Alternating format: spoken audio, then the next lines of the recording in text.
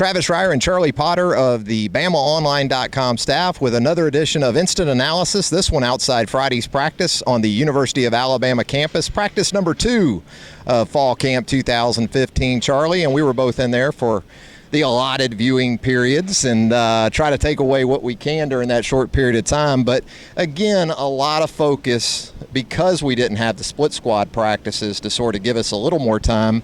Young guys, newcomers, maybe second-year players that are standing out. And I also spent a good bit of time down there with the quarterbacks, and as a result, got to see some of those wide receivers. But talk about some of the newer wide receivers that they've added with Ridley and Charlotte and Mulaney, and how it's kind of maybe changed the look of that rotation. Yeah, I mean, you could make a point that this isn't a necessarily deep receiver group before those guys got on campus, but I think they're 3 good additions. I saw Mulaney make a couple of really crisp catches today. I mean, you watch the wide receiver drills and you hear a lot of smacking when the guys catch the football, and I don't think I heard a noise whenever he caught some passes. He's looking good. Like you said, Calvin Ridley is looking good. So I think they have a lot of depth there now, which they didn't have before. I think physically maybe the perception was that Charlotte wasn't going to be up to maybe Ridley's standard a little bit in terms of size.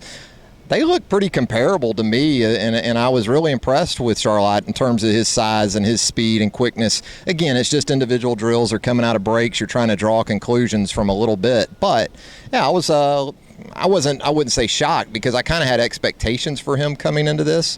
But you're right, Mulaney did some good things. Ridley, he has the natural ability that you don't have to be a NFL personnel guy to sort of pick out. At the running back position, I kept an eye on Damian Harris a little bit today, watching him run some routes specifically because that's really one of the things that you wonder about with young backs. Not so much can you hand it to them and they can do some things. Can they catch the ball? Can they pass protect? Saw him make a really nice leaping grab over on the sideline, and then about a rep later, I saw Burton Burns chewing him out about running a wrong route. So such is life for a freshman running back. But Marks is also here. I think when you look at it, though, Bo Scarborough continues to stand out a little bit just for the fact that he's out there.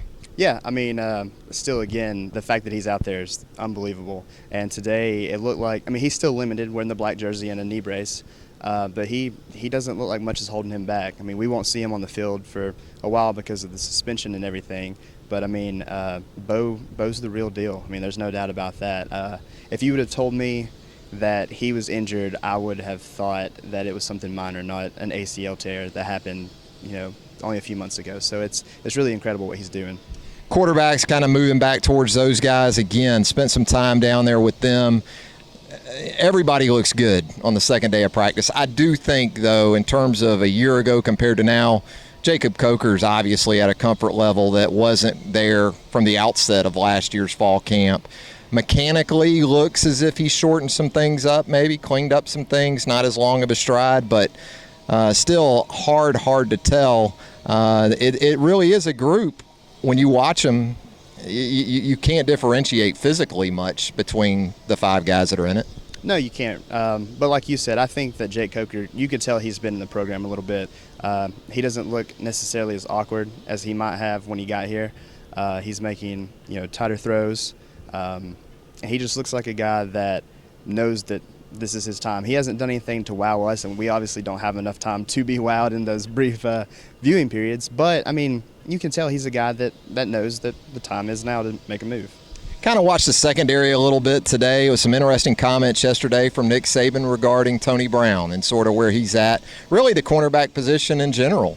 You got to think Cyrus Jones is nailed down as a starter. I know that Saban's going to say it's wide open, but I think it's more about that other spot. And some of those guys look great physically. Tony Brown looks super. Marlon Humphrey's obviously improved.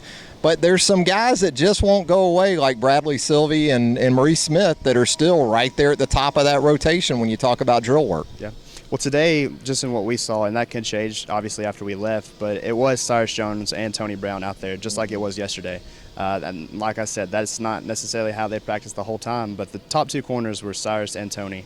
And to me, the young guys, the guys that just got here on campus, Minka Fitzpatrick and Kendall Sheffield, they look pretty good. I mean, if you look at the group as a whole and you don't try to pick somebody out, it's tough to pinpoint who the freshmen are. I mean, obviously 5-star guys, you expect that out of them, but the cornerback group is a deep group. There are guys clamoring for those spots, but yeah, I don't think anybody's going to touch Cyrus Jones' spot unless something happens to him from an injury standpoint. Fitzpatrick to me looks perfect for the star position physically. He looks like a star guy.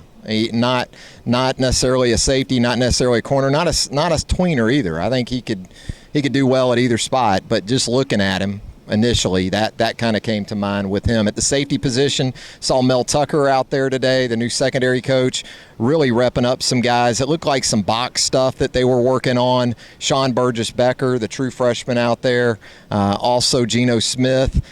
I get the feeling Eddie Jackson, although they play those guys left and right and they're interchangeable in a lot of ways in what they ask their safeties to do, seems like Eddie Jackson might be counted on more to be that single high safety, which really seems to fit him physically, keep him out of the wash, so to speak, and from a ball skill standpoint, coming from the corner position. What did you see back there? Well, the first two guys out there today were Eddie Jackson and Geno Smith, and that's really no surprises how it ended in the spring. To me, I didn't get the chance to look at the DBs yesterday, so this is honestly like my first in-depth day. As you said, Sean Burgess-Becker, he's out there. He's looking pretty good. He's a little shorter than what I expected. Ronnie Harrison's a couple inches taller than him, but Burgess-Becker's got a little bit of thickness on him. So those young guys are looking good. But it's honestly a very thin group. So, I mean, if Eddie Jackson can't lock down that single high safety, then I mean, there's young guys that are clamoring for the jobs. That's going to be something to watch. I mean, we didn't see much from the first day, or my first day, second day. But yeah, it's a thin group, one to keep an eye on. Yeah, it looks like they have a lot of box types, maybe strong safety types. Not as many free types, which is where Eddie Jackson should feel pretty good about his situation. And I'd also mention Hootie Jones physically looks great. I think he's made some impressive strides during the offseason. We'll see how he progresses here through fall camp. Anything else you want to add? Injury front, anything of note? One thing I did notice, and it was just the time we were in there, it didn't look like Marlon Humphrey was doing much of all. He just kind of hung back, didn't really do any of the physical drills. So that's something to keep an eye on. It's probably nothing big. He's out there. I mean, a lot of the guys that we heard from yesterday, like Josh Casher and Raheem Falcons, they're not even out there on the field. So he's still out there, so that's a good sign. But just something to keep an eye on in the coming days. Thanks as always, Charlie. For Charlie Potter, I'm Travis Reier. Keep it tuned to BamaOnline.com for more coverage from Alabama Fall Camp 2015.